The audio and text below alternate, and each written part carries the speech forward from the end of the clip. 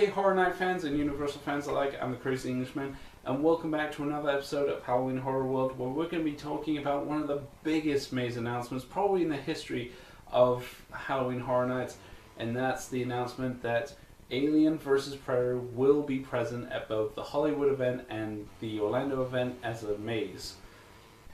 Now for me, this is very depressing news because unfortunately I will not be able to attend for reasons of budget and being stuck in the UK. This is the first year I'm missing, and it's one of the biggest and one of my most wanted mazes at Horror Nights. However, for a lot of you guys, it's very exciting news, so let's jump right into it. For Hollywood, it's going to be in, I believe it's Soundstage 747. It's the same soundstage as last year's Black Sabbath maze. So this is great. This gives the attraction more room to grow. John and Chris made a great decision utilizing this maze specifically for that soundstage, because now they're able to do more with characters. These are big characters and they need big sets to work in. And I feel that this was a great decision between the two to place it in the soundstage so they have more room to work with. The sets can be a little bit more elaborate, and it's just going to make the maze quality that whole much better. Orlando, obviously, will be in the soundstage as well, like most of the Orlando mazes. But there's major differences between these mazes in terms of storyline. For example, for Hollywood, it takes place in the countryside in a crashed ship, and the aliens get loose.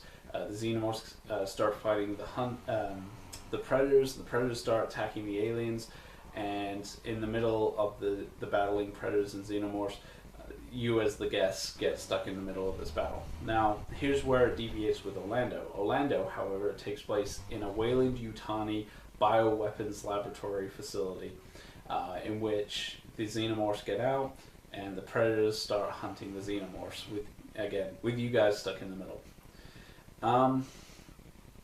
In terms of locations, I personally like the whole Weyland-Yutani aspect. I like the fact that it takes place in the laboratory. A lot of the comics and some of the video games take place in the laboratory with the Xenomorphs getting out. I really like the idea of the Xenomorphs in a facility setting. However, I will be interested to see what the Hollywood kind of locations bring out in terms of scares and action scenes.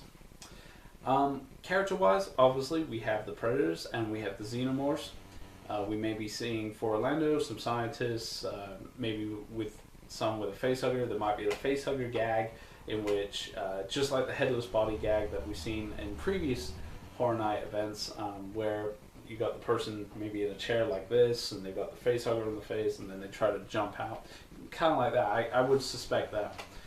Maybe a puppet chest burster aspect in which you walk past a body, maybe it's a dummy and it's attached maybe to the wall and that, and someone on the other side's got a chest burster and they push it through like a puppet.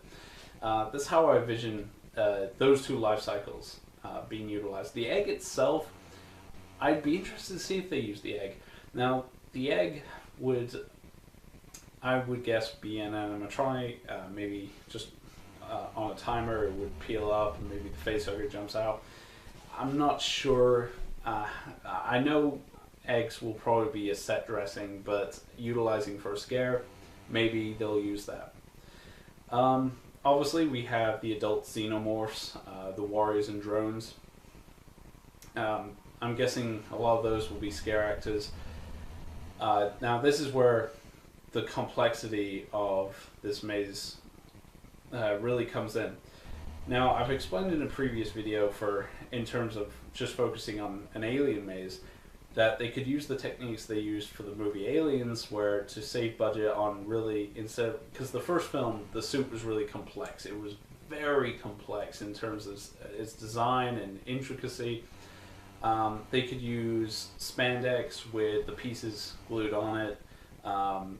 It would give the actors a lot more room to work in, and it would just be easier for them to move around set, get back to their post, and then go out for another scare. The head-wise, Now this is where I'll be interested to see what happens. Whether they're stagnant heads, I don't think they'd have the budget to do full-on animatronics with the mouth coming out.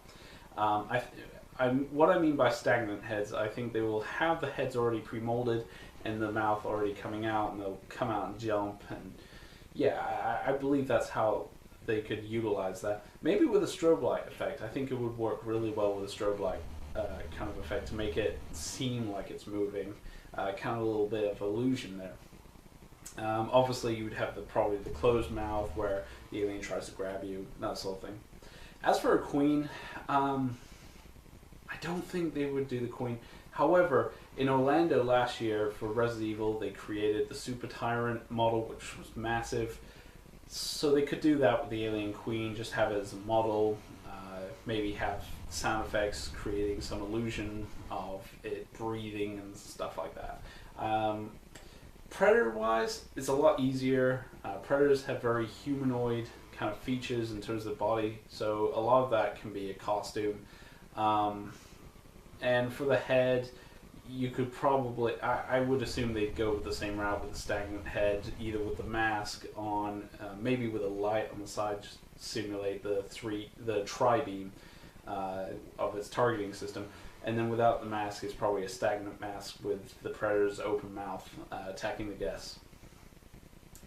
So those are my thoughts on the characters and locations.